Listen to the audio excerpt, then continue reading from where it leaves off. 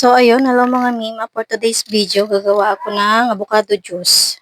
So, ayun, we have sago. Yeah. And then, 2 pieces of avocado. And cream. And evap. And then condense.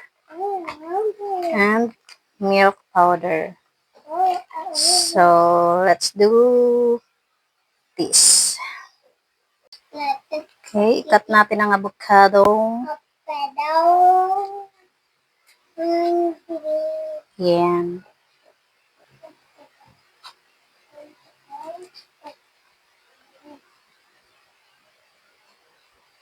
Ang bilis niya lang nahinog. Kahapon lang to eh.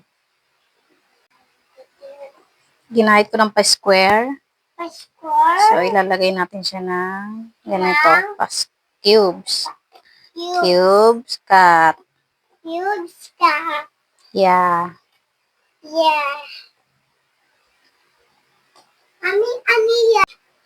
And then, next is yung sago.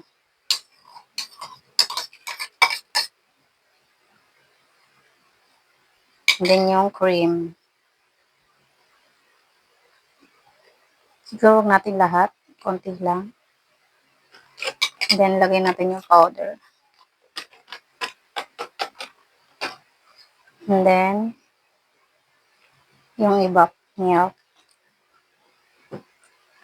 Tapos, yung condense. Ang magbibigay ng tamis. Yan.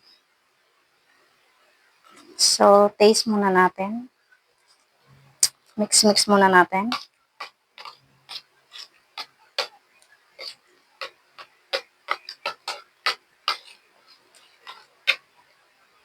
Yan. Tapos na.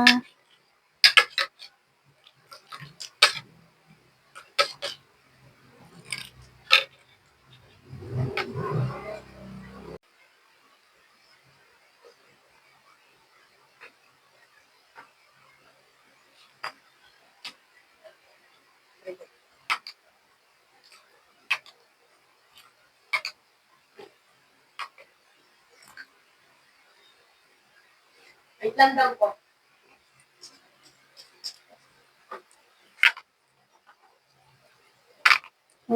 Sarap.